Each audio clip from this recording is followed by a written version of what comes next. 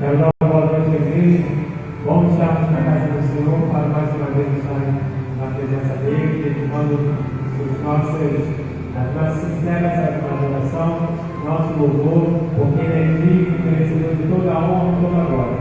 Convido a você que nos acompanha pela internet e faça nesse momento também o seu momento de entrega, de louvor e de adoração ao Senhor, por todos os benefícios que ele tem feito.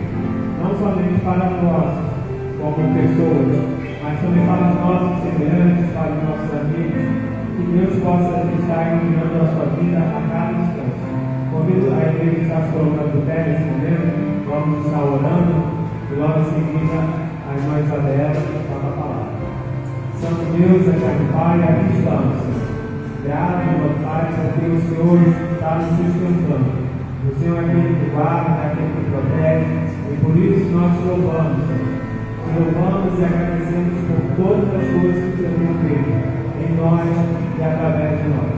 Nesse momento, Pai, usa-nos a ponta, Deus, de esquecermos de nós mesmos, para que a tua palavra desça, para que a tua misericórdia superabunde, ó Deus, nossas vidas, para que as pessoas encontrem Jesus Cristo como o único suficiente Salvador através das nossas atitudes. Fique conosco, Pai. E o Senhor possa ser cada dia mais adorado, venerado, em espírito e verdade, para a honra e para a glória do seu santo e devido nome. Essa é a oração que eu faço, sempre eu te agradeço, Pai. Em Cristo Jesus. Amém. Amém.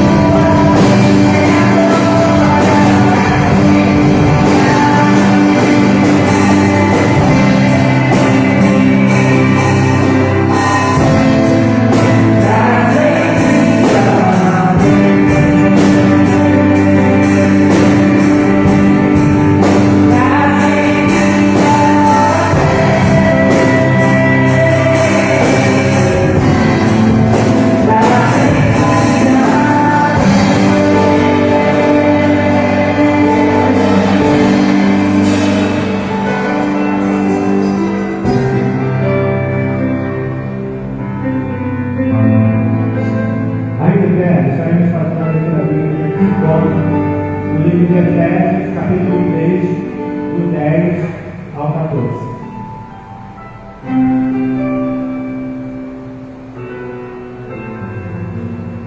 Nos diz assim: portanto, vos peço que não desfaleçais, por isso impõe os joelhos perante o Pai nosso Senhor Jesus Cristo. Congregação.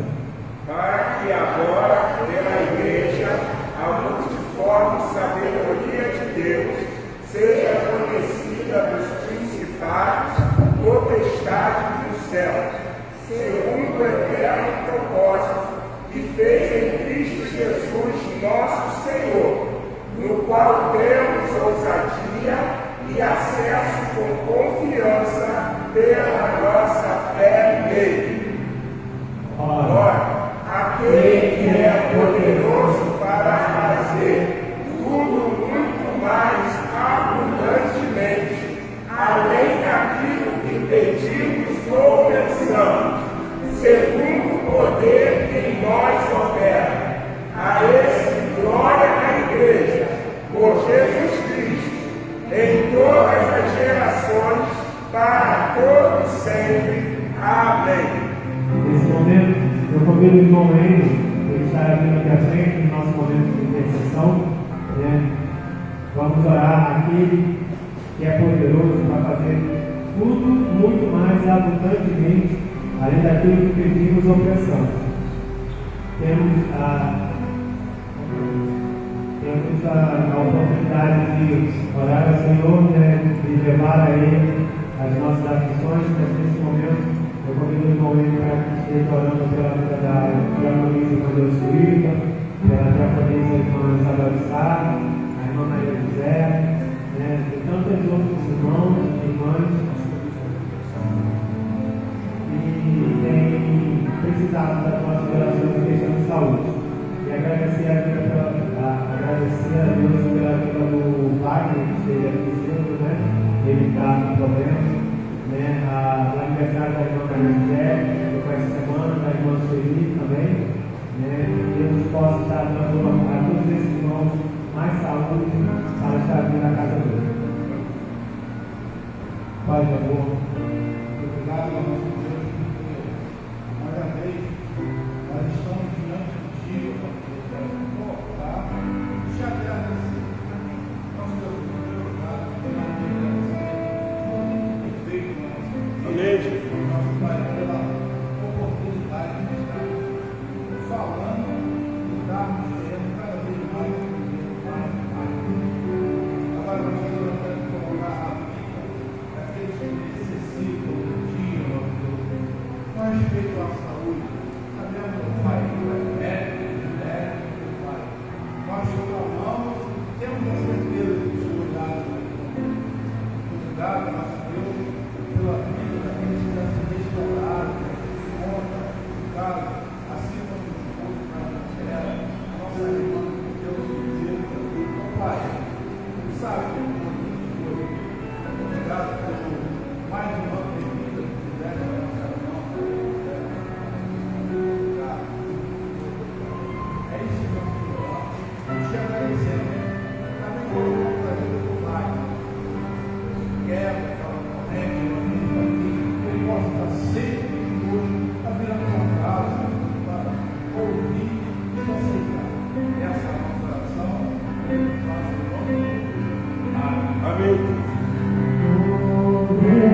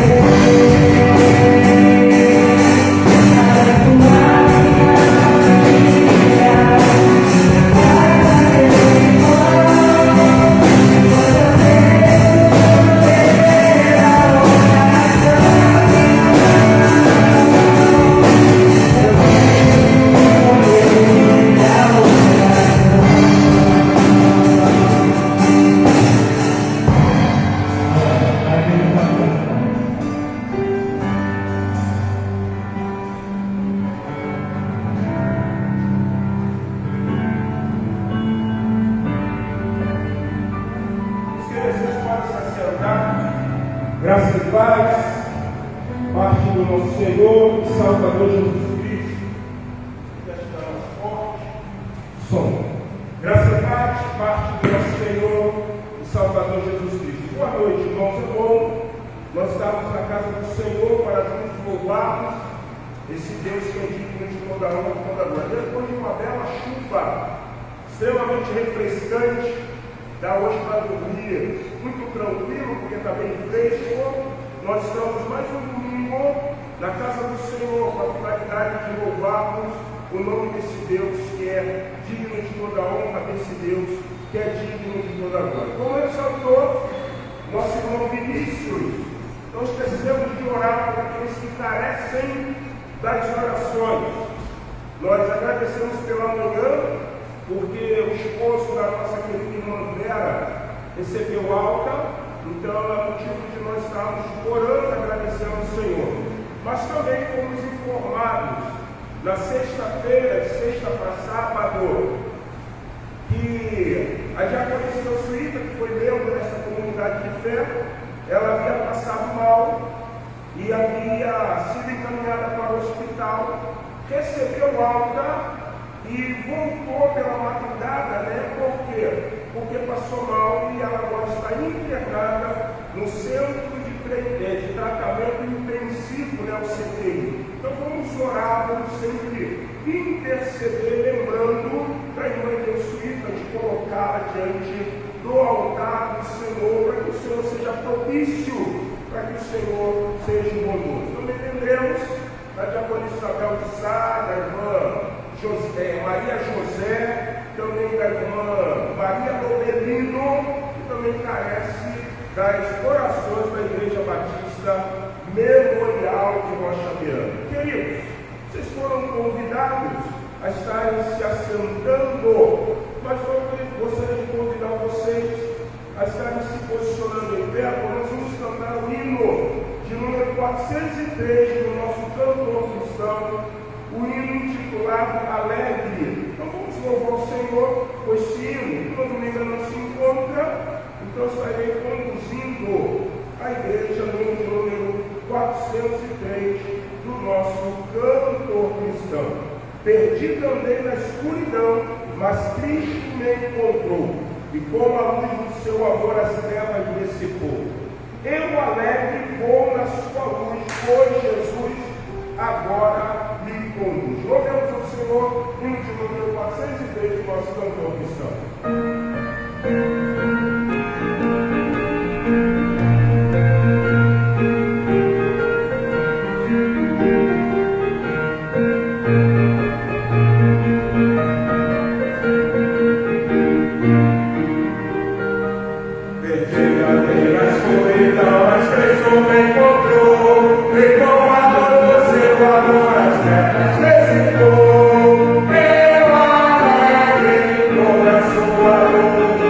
Oh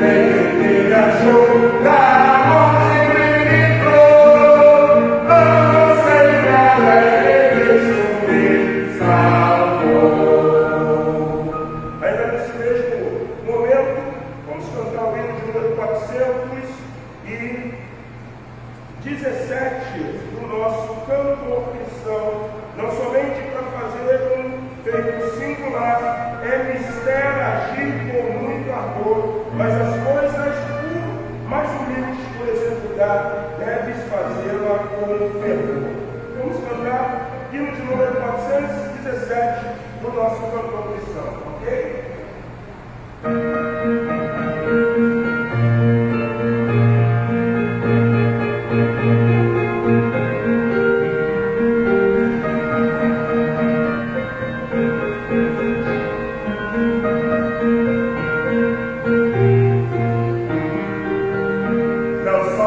Pra fazer o feito segura, é externa, chegou no valor, mas as coisas foram escurecendo, deves fazê-las com fervor, brilhar no meio do teu viver, brilhar no meio do teu viver, pois talvez possa socorrer,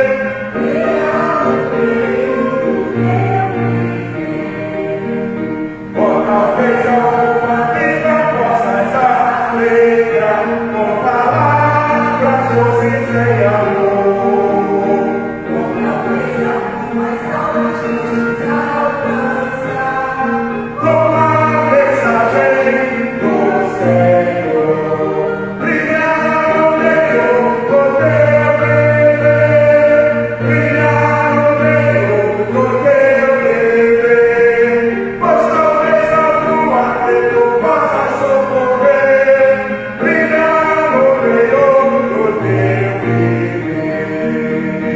Por maior que seja teu esforço, por mais rica tua devoção,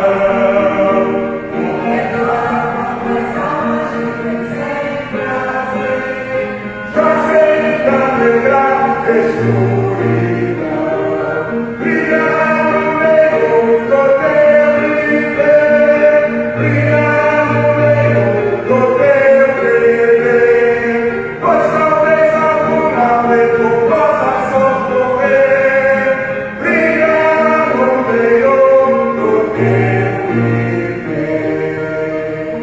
Quer você pode se assentar em Jesus,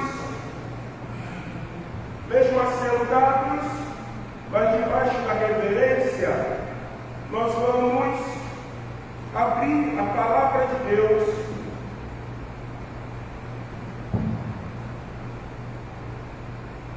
Só pegar aqui o sermão, que é o livro de Efésios, no capítulo de número 6.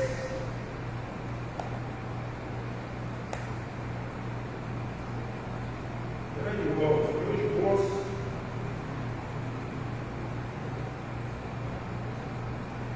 Meu esboço é Efésios 6, mas eu tenho meu esboço aqui certinho, porque tem tanto texto para referenciá-los.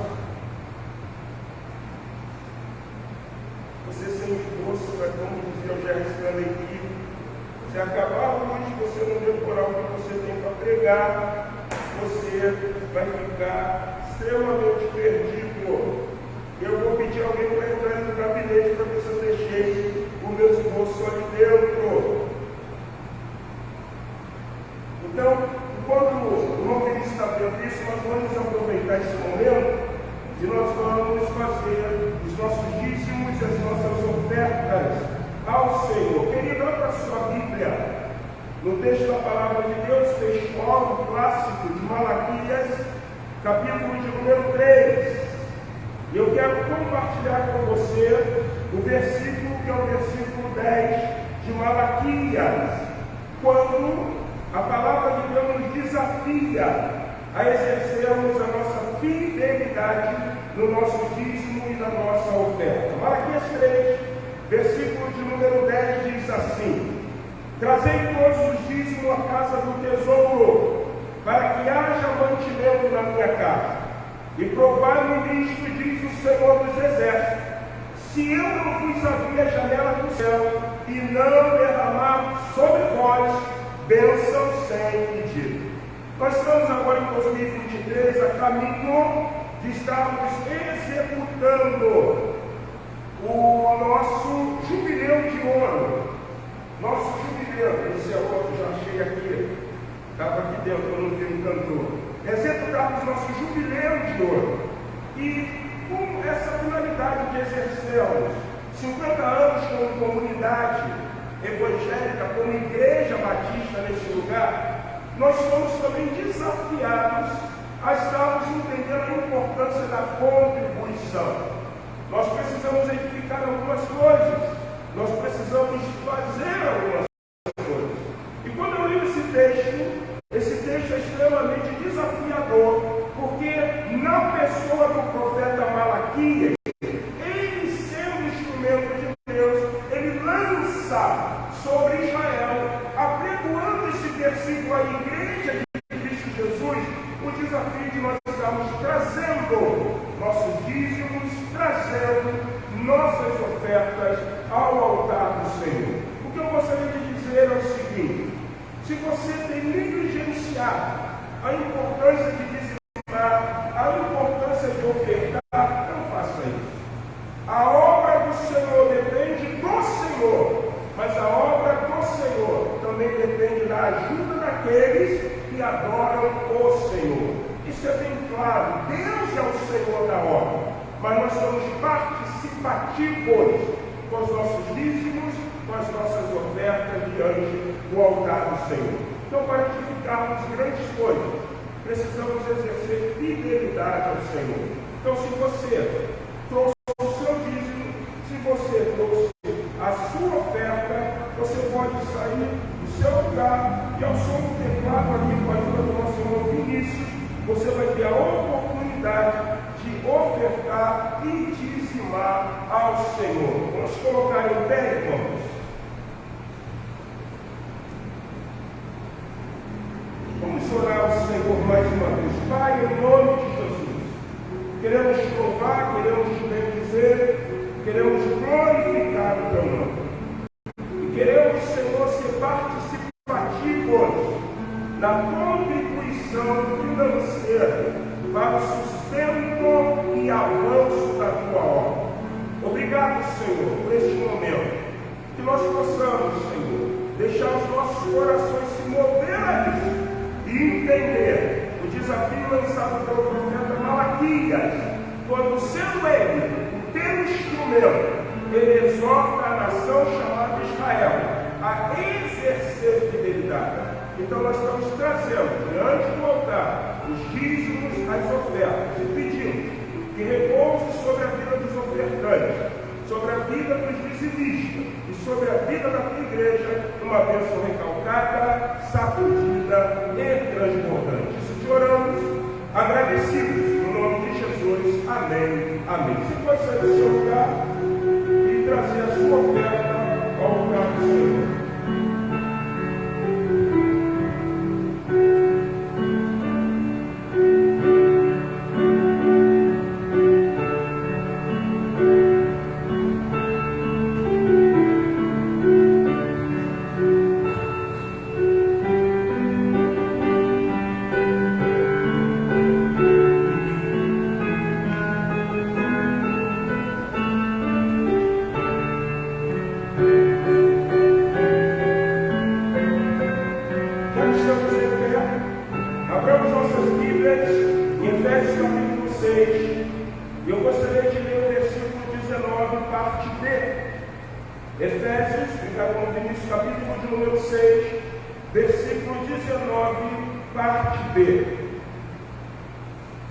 Diz assim a palavra do Senhor: e fazer conhecido o mistério do Evangelho. A igreja poderia ler essa parte final? Para fazer notório o mistério do Evangelho. Para fazer conhecido o mistério do Evangelho. Você pode se assentar. Que Deus possa, nessa hora, abençoar a explanação da sua santa palavra. Em nome de Jesus oramos e dizemos amém. Queridos, nós temos trabalhado nesse início de ano, não algo que é novo, até porque o nosso tema como Igreja Batista, é pautada em uma visão de proclamar, de anunciar, de pregar, de dizer a respeito das boas novas do Senhor Jesus. Nós temos entendido que, assim como no contexto social, existem alguns ditados que são ditados extremamente propícios ou reais, nós também temos a compreensão de que, dentro dessa prerrogativa de dito, uma igreja que ela não entende o seu papel de evangelizadora, é uma igreja que não está vivendo, é uma igreja que não está pregando, é uma igreja que não está cumprindo o ide do Senhor Jesus Cristo. Então parece que nesse ano de 2023, o Senhor quer nos levar a essa prerrogativa de sermos uma igreja evangelizadora. Nós ouvimos alguns sermões no decorrer desse mês de janeiro, e acredito que nós estaremos vendo ele com mais frequência no decorrer do mês de fevereiro, no decorrer de março, abril e assim sucessivamente. Até porque diz um adágio popular que água mole em pedra dura, tanto bate até que fura. Certa ocasião, uma pessoa falou: água mole em pedra dura, tanto bate até que molha. Mas o dito diz que água mole em pedra dura, tanto bate até que acaba furando.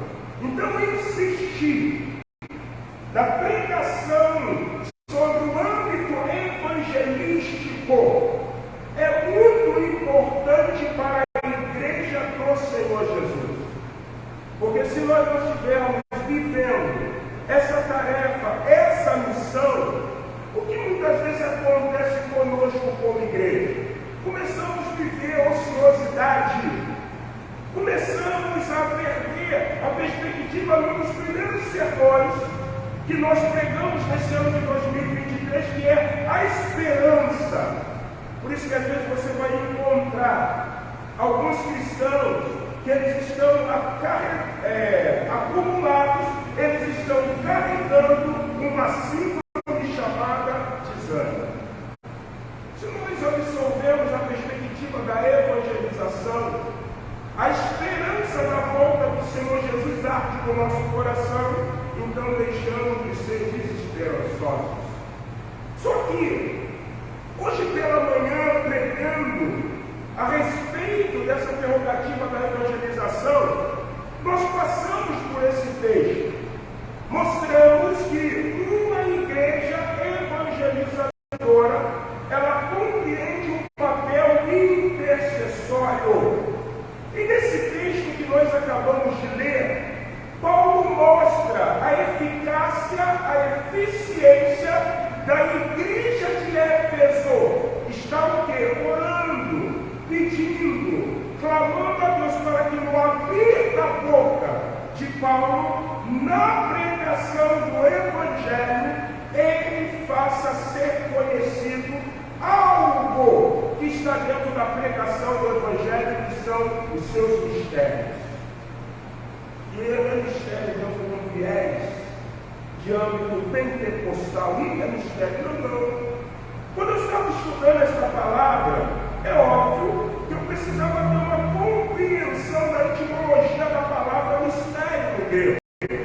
E mistério tem um significado, e é usado para descrever, letrar, alguns aspectos da doutrina ou alguns fatos que estão encobertos ou escondidos. E como existe algo na pregação do Evangelho do Senhor Jesus que ao homem pecador está encoberto e ao mesmo tempo escondido. A segunda coisa interessante é que mistério também, em alguns aspectos, traz a ideia da doutrina ainda que não fora completamente revelada. Então, quando eu prego o Evangelho, eu estou tirando o véu, eu estou revelando aquilo que está escondido E o mistério se torna extremamente conhecido, porque quando o mistério ele é descoberto, ele começa a ser revelado. Quando você estuda o âmbito escatológico, e você pega a palavra Apocalipse, a palavra Apocalipse é a revelação. É a revelação dos acontecimentos finais. Por que é Apocalipse? Porque deixou de ser um mistério e passou a ser revelado. Quando a igreja ela tem a compreensão dos mistérios do Evangelho, ela tem por prazer anunciar. Ela tem por prazer fazer conhecido.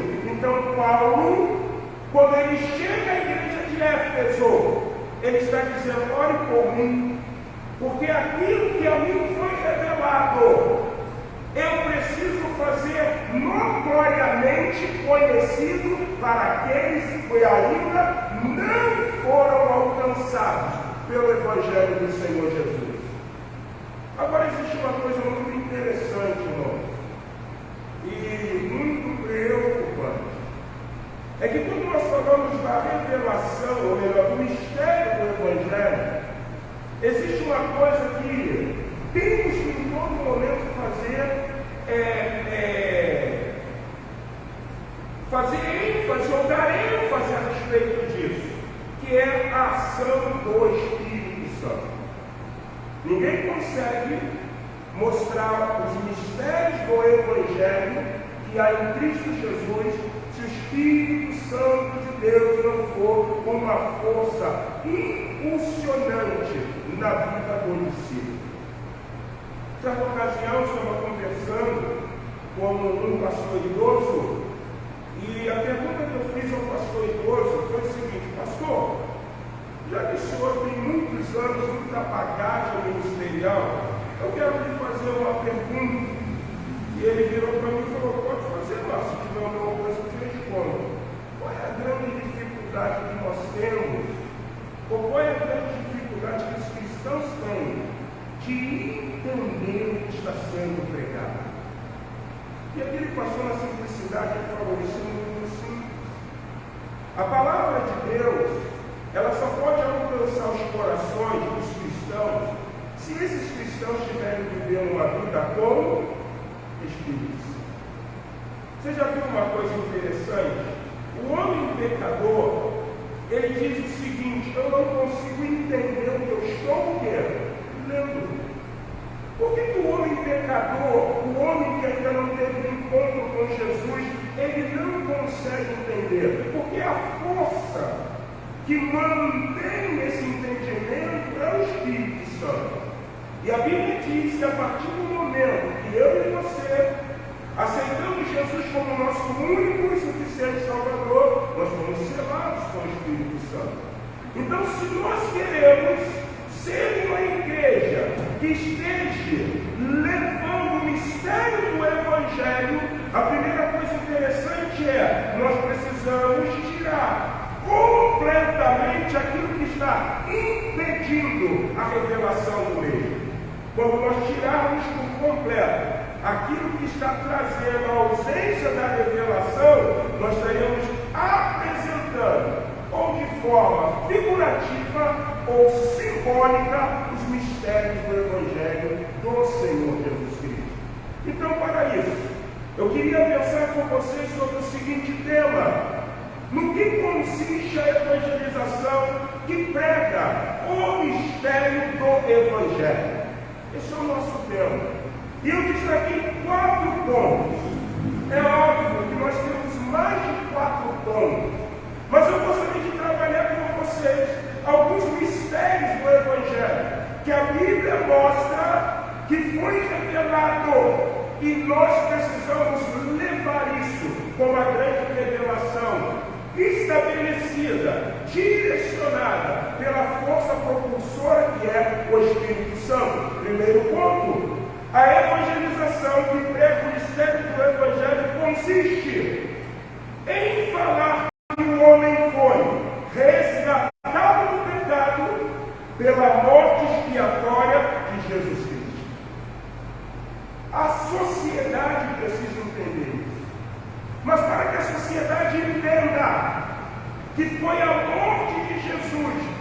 trouxe expiação, que trouxe reconciliação, que manifestou o grande amor de Deus, o homem natural, ele precisa ter algumas compreensões muito importantes que eu e você uma vez tivemos. A primeira é que o pecado, ele separa o homem de Deus. O pecado separa o homem de Deus. Então, quando você mostra a tônica da consequência do pecado, que o pecado separa o homem de Deus, é óbvio, é claro, ele vai te perguntar, então, quem vai me reconciliar com Deus? E aí esse é o primeiro ponto, falar que o homem foi resgatado do pecado, pela morte expiatória de Jesus Cristo. Olha o que diz Romanos 4, versículo de número 25, abra sua Bíblia, em Romanos 4, 25. Romanos 4, 25 diz assim: o qual foi entregue por causa das nossas transgressões e ressuscitou por causa da nossa justificação. Quando nós lemos esse texto, nós entendemos que Jesus sendo entregue pelo homem pecador como uma oferta, como um sacrifício, ele consegue resgatar, ele consegue absolver, pois o próprio texto diz, no capítulo 4, verso de 5 e 25, o qual foi entregue por causa das nossas transgressões, por causa do nosso pecado, e ressuscitou por causa da nossa justificação. Prestou atenção, prosseguimento. Primeiro, a morte expiatória do Senhor Jesus vai nos trazer reconciliação, porque a morte expiatória do Senhor Jesus nos justifica do pecado. Então eu começo a mostrar que o mistério do Evangelho consiste em entender o resgate, a entrega, o preço de Deus por intermédio da morte do seu Filho Jesus como uma morte expiatória, para justificar, para reconciliar, para trazer novamente o homem ao convívio divino. A Bíblia mostra que se todos os pecados destituídos estão da glória do Senhor, o pecado afasta o homem de Deus.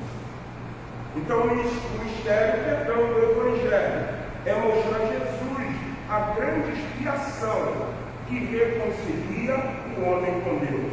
Mas olha também o que diz 2 Coríntios, capítulo de número 5, verso de número 21. 2 Coríntios 5, 21.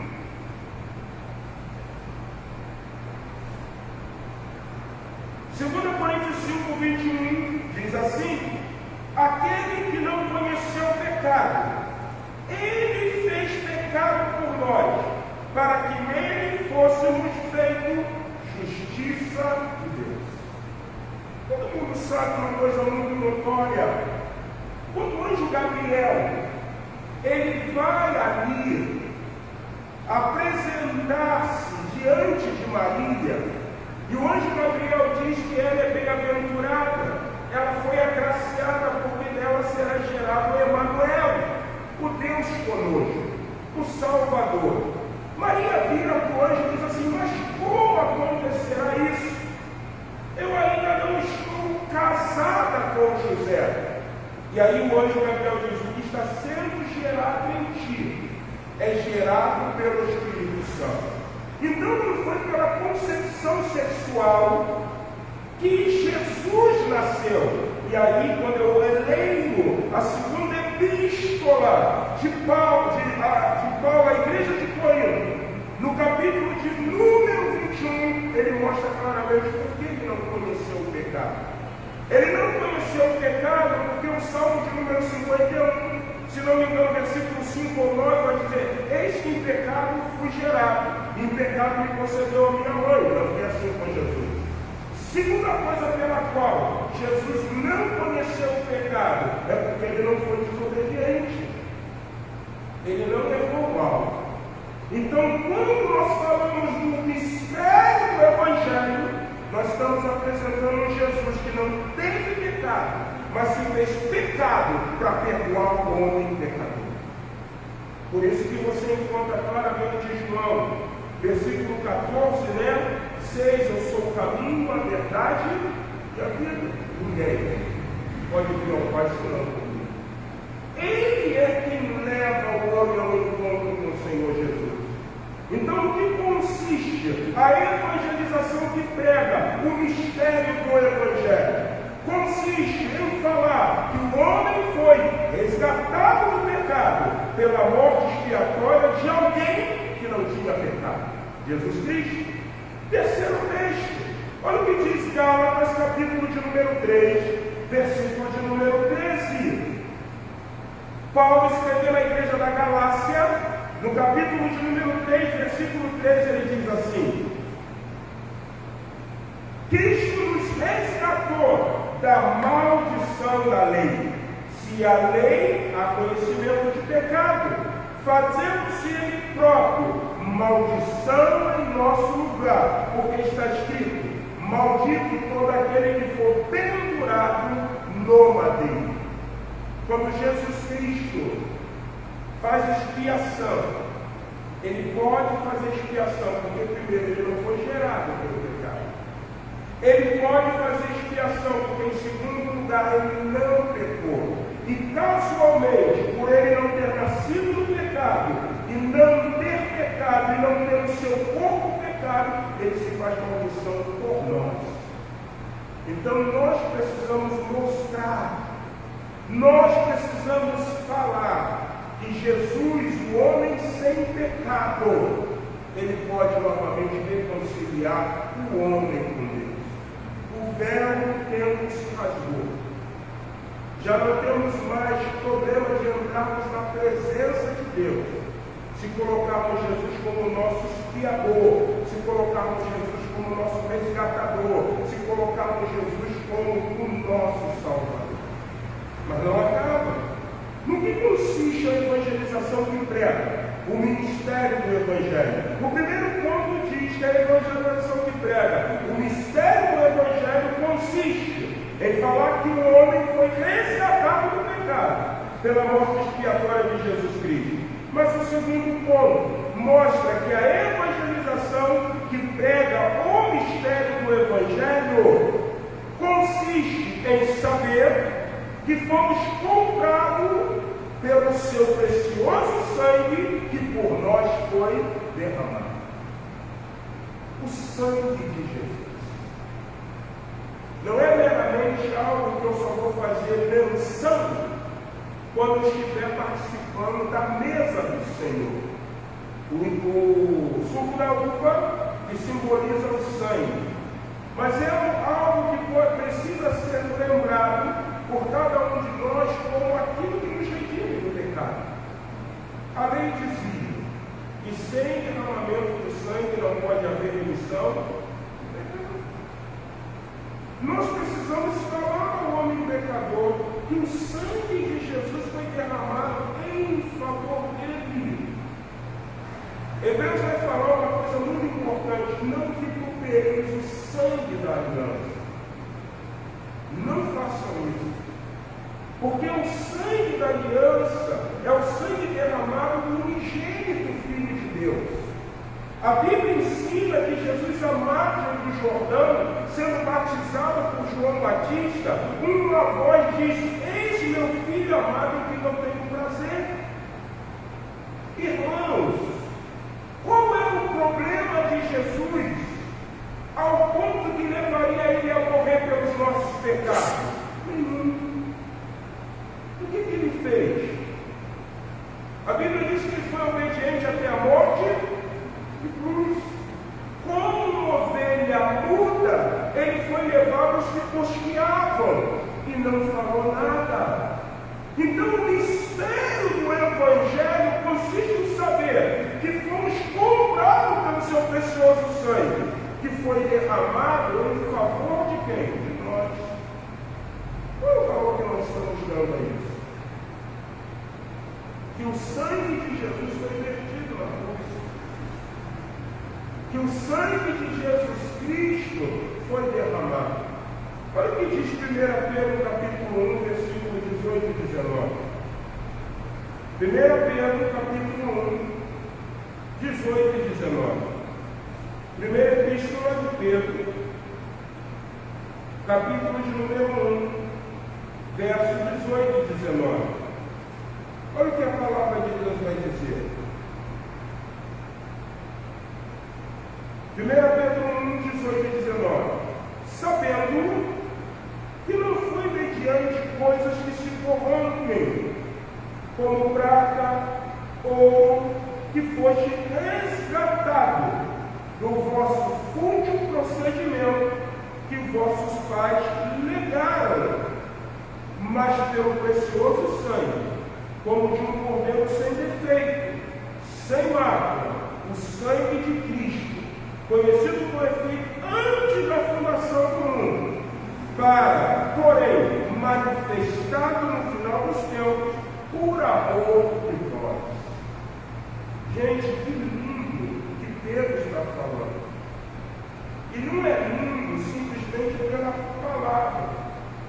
É lindo pelo contexto que os ouvintes compreendiam o que estava sendo dito. Quando se fala de resgate, que é pagamento, no hebraico existe uma terminologia para resgate, que é litron. O que é um litron? A lei dizia, já falei isso aqui com vocês, mas vou ressaltar para que vocês leiam. A lei dizia que se o meu boi fugisse e ele ferisse alguém, tanto eu como o boi seríamos apedrejados na praça. Mas aí o que fizeram? Encontraram uma solução que muitas vezes o boi foge, não é por culpa do dono. E aí o que fizeram? Para mudar essa questão de o dono não ser apedrejado, ele vai ter que pagar o resgate, o litron. Então o que aconteceu? A pessoa que foi alvejada pelo boi do maço, ele vai ter que receber uma quantia de dinheiro. Era o litron. E o boi dele vai ser apedrejado em casa. Então se pagava algo para resgatar o homem da morte. Quando Pedro agora ele chega no cenário, ele é um judeu. Ele sabe que é um litron. Mas a igreja não é somente composta de judeus. Existiam os estrangeiros. E o que acontecia? Você tinha no mundo helenista o que se chamava os dulos. O que era dulos? Escravos. E como se comprava um escravo? Com litron? Não. Resgate. Dinheiro. Mas existia uma coisa interessante. Só poderia comprar um escravo quem tivesse grau de parentesco com um escravo.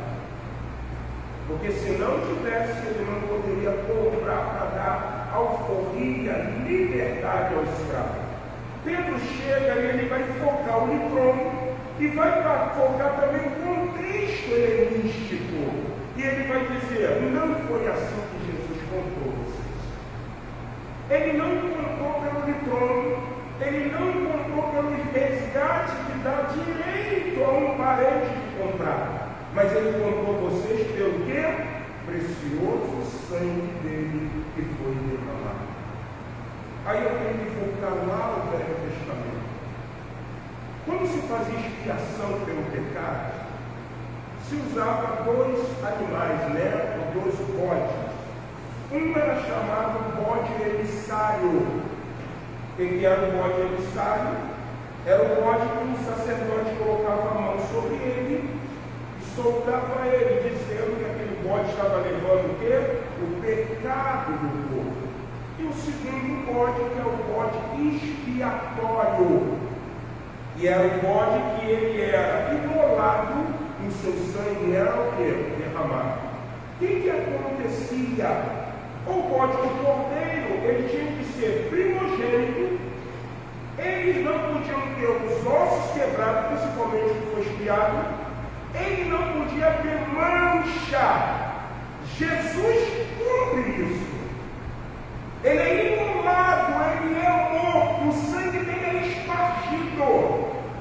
comigo, com você, sabe para quê? Aí que entra o mistério do Evangelho, para nos colocar no mercado do pecado. Ele sendo Filho de Deus, e nós, criaturas ou filhos, podemos ser encontrados por Jesus. Então, quando nós falamos do mistério do Evangelho, o que a Bíblia está ensinando? Ele está nos levando a saber que fomos comprados pelo seu precioso sangue, que por mim e por você foi derramado. Mas será que nós temos vituperado o sangue que foi derramado? O sangue de Cristo derramado demonstra o grande amor de Deus. Porque Deus amou o mundo de tal maneira que deu o quê? O seu Filho único. O que isso significa para você? Qual é o teu comprometimento com isso? Como que você tem executado? Como você tem vivido o mistério do Evangelho? Você tem sido um porta-voz das boas novas? Da graça? Do favor imerecido? Você que está ouvindo essa palavra, você tem compreendido que Jesus, que não tinha pecado, se fez expiação pelo teu pecado? Você está entendendo que o sangue de um homem sem mácula, de um homem sem mancha, de um homem sem defeito, foi derramado para demonstrar o grande amor de Deus?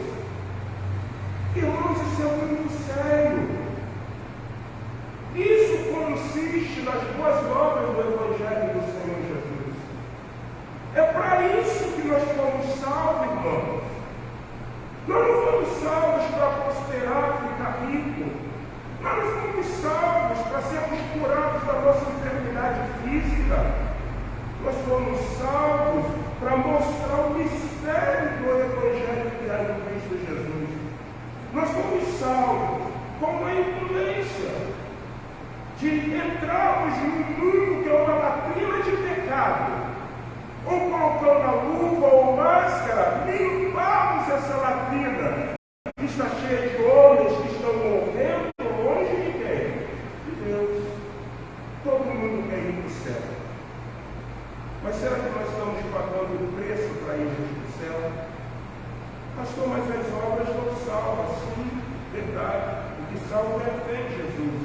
Mas Chico vai dizer que depois de salvo, somos desafiados a andar na prática inteira de boas obras.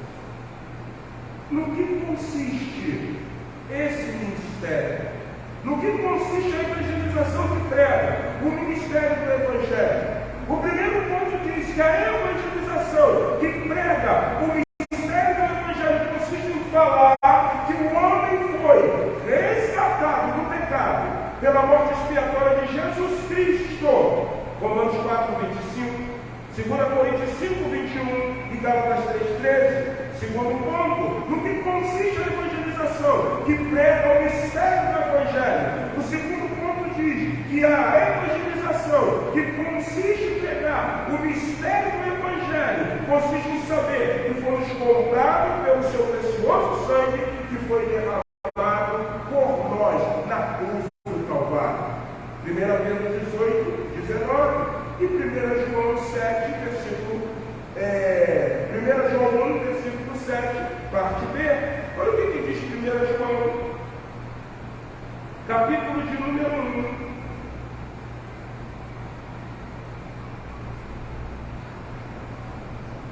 Versículo 7, parte B.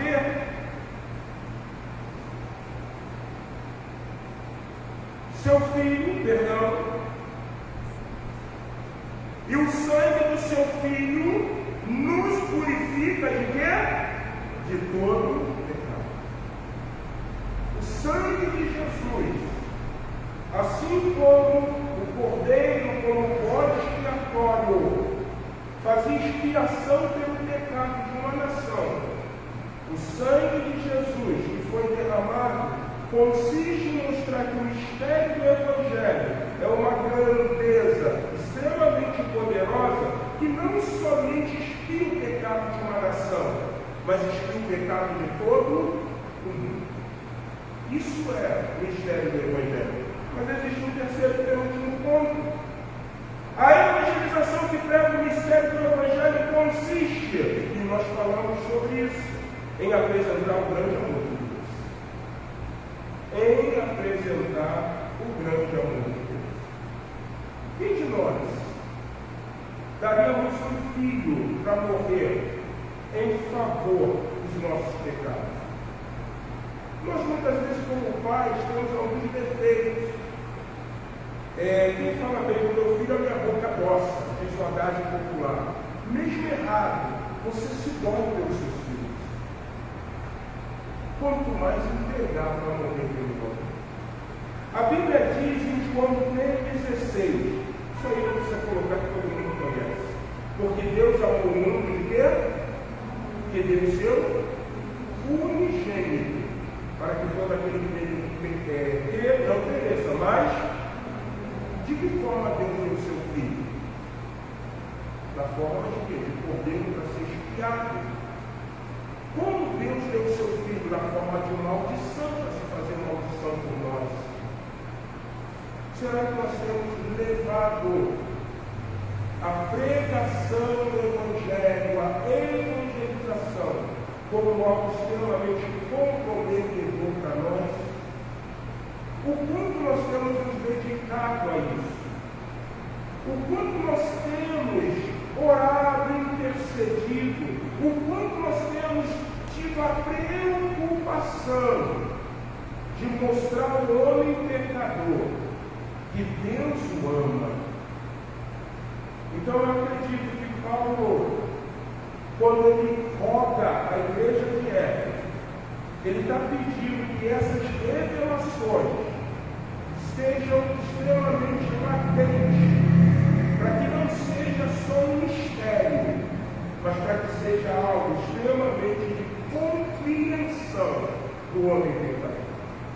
Meu querido, meu irmão, meu amigo, você sabe falar de Jesus?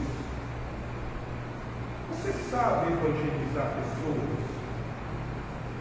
Você sabe como esse negócio funciona? Irmãos, é muito interessante, né? Hoje a Rita me mandou um vídeo, eu vi aquele vídeo forte, né? O que me chamou a atenção, um homem que morreu, voltou à vida, está berrando no hospital, os médicos estão até preocupados. E o que ele vai falar depois é algo extremamente eu creio.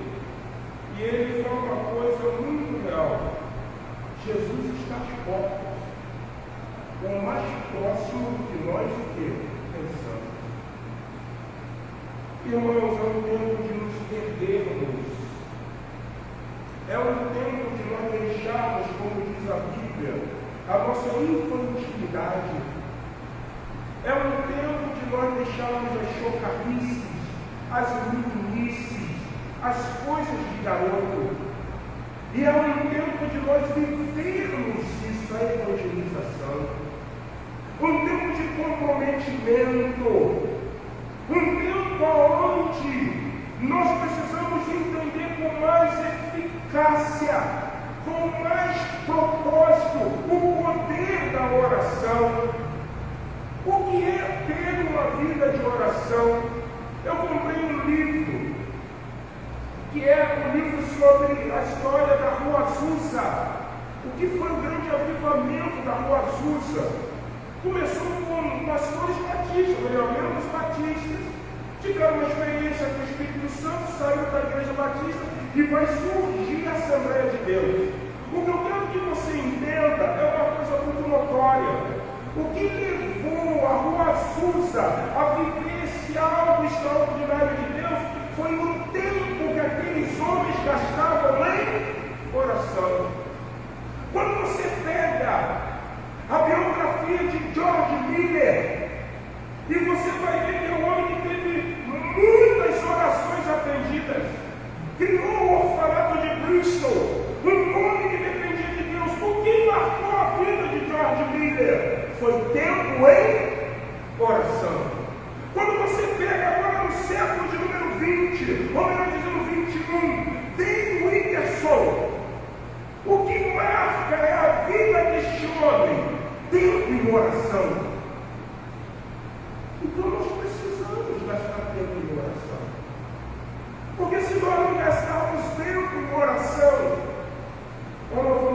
compreensão desse grande amor de Deus. Nós vamos ver a pessoa na sarjeta, nós vamos ver o cara sendo morto, e se tiver um caminho que eu preciso passar, para mim não ter que dar a volta, sabe o que eu vou fazer? Vou pular o homem do Deus. Olha a insensibilidade que nós estamos vivendo como igreja. Qual foi a última vez que você passou pelo gineco? Qual foi a última vez que você passou pela casinha? Qual foi a última vez que você passou por um ponto gastronômico, seja onde for, Universidade do Chope, ou ali em Vista Alegre, ou na Tijuca, ou em Rocha Miranda, e você olhou o homem e chorou dizendo: se eles morrerem, eles vão para o inferno. E muito tempo a gente faz isso. Porque o que gera essa sensibilidade em nós é o nosso comprometimento na oração. Nós não oramos, irmãos. E aí eu vi uma coisa interessante, porque esse livro, O Avivamento da Rua Azusa, contagiou minha filha, contagiou a Yasmin e contagiou a Amanda. E eu perguntei assim: Isabela, vocês estão lendo esse livro? Ela: pô, pai, nós estamos comprando, estamos lendo. E eu falei assim: tem uma coisa linda nesse livro, que é muito importante. E a Isabela perguntou assim para mim: o que é? É o que Deus fez na Rua Azusa. Nesse tempo Ele não vai fazer. O que Deus fez com o George Reed, nesse tempo Ele não vai fazer. O que Deus fez com o David Wilkerson, nesse tempo Ele não vai fazer. Sabe por quê? Porque quando a gente começa a orar a Deus, Ele sempre traz algo novo, que precisa ser novo no tempo que nós estamos vivendo. É assim que Ele faz. O avivamento da Rua Azusa foi para aquele tempo. Os orfanatos de Bristol foi para aquele tempo. Fundar a Sunblack, ali na Broadway, né? Ou melhor, nem na Broadway, num bairro extremamente perigoso dos Estados Unidos da América, foi para aquele tempo. Nós precisamos orar para sabermos o que Deus quer fazer nesse tempo. Aonde os hospitais de São Paulo já estão aderindo à ideologia de gênero. Meninos sendo transformados em meninos. E o que nós estamos fazendo? Você sabe, provavelmente, quem tem netos e netas, pode de repente se deparar com uma situação extremamente comprometedora. Ah, o que é? A Joaninha começou a namorar, ela ficou mocinha, ela agora tem um namoradinho, só que não era um namoradinho, era uma menina que se transformou em um menino. Nós precisamos, irmão, destronar Satã. A minha preocupação é que eu não preciso que eu vou entrar, daqui a pouco eu vou morrer. Eu vou para um lugar chamado Jardim do Éden. Vou ficar lá. Minha preocupação é que meus filhos estão aí, eles vão ter filhos. E se eles não se derem postura na vida dele como cristãos, eles não vão ter postura em conduzir os seus filhos à verdade divina. E aí vai ser notório: o que aconteceu? Não. Deus nos ama, não importa. Pode ser do mesmo sexo, que não tem problema nenhum. Não, nós queremos o ministro de música, vai embora o pastor, mas ele mesmo sendo alguém que está vivendo uma vida pecaminosa, permanece, porque Deus é amor. E já está acontecendo isso no nosso país. E nós não vamos querer entrar no mistério da evangelização. Jesus, quando ele surge no cenário para mostrar o grande amor de Deus, uma coisa muito forte Jesus fez foi desmascarar as obras infrutíferas das trevas. Mostrar que o diabo é diabo, e ele veio roubar, ele veio matar, e ele veio destruir. E ele veio, Jesus, para dar vida e vida em abundância. Nós precisamos ainda fazer compreendido o mistério do Evangelho e mostrar que o Evangelho consiste em difundir, em apregoar, em dizer que Deus amou o mundo de tal maneira que deu seu Filho unigênito para que todo aquele que nele crê não pereça, mas tenha. Só que muitos de nós estamos esquecendo desse fundamento.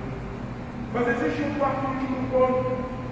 No que consiste a evangelização que prega o ministério do Evangelho? A evangelização que prega o ministério do Evangelho consiste em falar que o homem foi resgatado do pecado, pela morte expiatória de Jesus. Primeiro ponto. Segundo ponto. No que consiste a evangelização que prega o mistério do Evangelho? A evangelização que prega o mistério do Evangelho consiste em saber, em falar que fomos comprados pelo seu precioso sangue, que foi derramado por mim e por você na cruz do Calvário. No que consiste a evangelização que prega o mistério do Evangelho? Terceiro ponto. Consiste a evangelização que prega o mistério do Evangelho em apresentar o grande amor de Deus. E quarto e último ponto. No que consiste a pregação do Evangelho que mostra o mistério do Evangelho. A evangelização que prega o mistério do Evangelho consiste em estar reconciliado com Deus. Reconciliado com Deus. A Bíblia diz que o homem pecou, e pelo homem ter pecado, o homem se afastou de Deus. Jesus veio novamente para o quê? Reconciliar o homem com Deus. João 14,6 diz: eu sou o caminho, a verdade e a vida. Ninguém vem ao Pai a não ser comigo. Eu gostei muito de soltar pipa. Até hoje eu solto pipa. Eu estava lá mexendo no carro e falei, vou fazer uma terapia ocupacional. Aí um amigo me deu uma linha chilena, eu peguei um piano, coloquei, usei, encarnei os meninos, eles me cortaram, porque mudou tudo, eu não sou mais bravo na pipa, agora sou pato. Eles dizem, pastor, mais um aí, e eles brincaram. Eu lembro que quando garoto soltando pipa, existem algumas vantagens quando você solta a pipa de uma laje, a laje descoberta. E muitas vezes vem aquela laje porque a visibilidade é melhor, então você pode arrastar o teu oponente para cortar. Porque você está alto, né? Você está alto, ele está baixo, então fica melhor para você. E eu lembro que antes da casa onde eu resido, meu pai colocar um telhado sobre a laje, eu subia várias vezes daquela laje para soltar pipa. E o que eu tinha que fazer? Eu pegava uma escada de madeira confeccionada e você pega um caibro, bota algumas ripas fortes e você sobe. Então eu entendi uma coisa: eu só consigo subir essa laje se eu passar por essa escada. Quando nós lemos que a evangelização que prega o mistério do Evangelho consiste em estar reconciliado com Deus, João 14,6 é a escada que vai fazer nós chegarmos a quem? A Deus. E essa escada, entre aspas, é Jesus Cristo. Eu sou o caminho, a verdade e a vida. Ninguém pode ter um encontro com o Pai se não provou de expiação, se não foi lavado pelo meu sangue, se não compreendeu o grande amor de Deus. Então Jesus é o mistério que reconcilia novamente o homem com Deus. O quanto isso mexe com você? O quanto isso desperta em você o comprometimento de falar a respeito do mistério do Evangelho? Nessa noite, meus irmãos, nós vimos 4 verdades bíblicas sobre o que é o mistério do Evangelho. O mistério do Evangelho em Cristo é mostrar que Ele foi a expiação por nós. O mistério do Evangelho em Cristo é mostrar que foi o sangue dele que nos purificou de todo o pecado. O mistério do Evangelho é mostrar o grande amor de Deus. E o mistério do Evangelho é fazer com que eu e você tenhamos a compreensão que só vamos residir nas mansões celestiais porque passamos por uma escada chamada Jesus Cristo, que nos conduziu novamente ao Pai. Outrora, a Bíblia diz que éramos filhos da ira, mas agora somos filhos. Olha a responsabilidade que nós temos de falar ao homem que está morrendo no pecado a respeito dessa revelação que para mim e para você hoje não é mais um mistério. Pela manhã, nós falamos da importância de você ser um intercessor. Comece a colocar diante do Senhor a vida daquela pessoa que ainda não teve encontro com Jesus. Sabe o que eu quero dizer para você? Quando uma igreja intercede, quando uma igreja ora, não existe coração que seja duro. Não existe coração que o Espírito Santo de Deus não consiga quebrantar. Saudoso Caio Fábio, nos seus altos tempos de pregação do Evangelho, ele lembra aquele texto de Marcos capítulo 5. Ele disse uma coisa muito real. Nós precisamos ter a compreensão que todos nós, no seio da nossa família, ou muitas vezes na nossa casa, temos um gargalhão. O que nós estamos fazendo para libertar esse gargalhão? Então, irmãos, vamos evangelizar. Foi o que o Senhor mandou. Nós não temos tempo para pensar em coisas fúteis, porque Jesus está à porta. E Ele está dizendo para nós, como igreja, lavada e redimida pelo sangue do seu Filho. Fale e não te cale. Porque se vocês não falarem, as pedras clamarão. Vamos colocar no tempo? Vamos terminar cantando um hino do nosso cantor cristão, que cantamos pela manhã, que é o hino de número 441, graça e salvação. E de a mensagem do mundo levar salvação do Senhor. Vamos louvar o Senhor. Hino de número 441, o nosso cantor cristão. Você que nos acompanhou nessa live, Deus abençoe a tua vida. Nós somos a Igreja Batista Memorial de Rocha Miranda, é a igreja que tem uma Bíblia aberta essa mesmo. Faça-nos uma visita e Deus poderosamente abençoe a sua vida. Bom restante de semana, para a honra e glória do nome do Senhor. Que Deus te abençoe.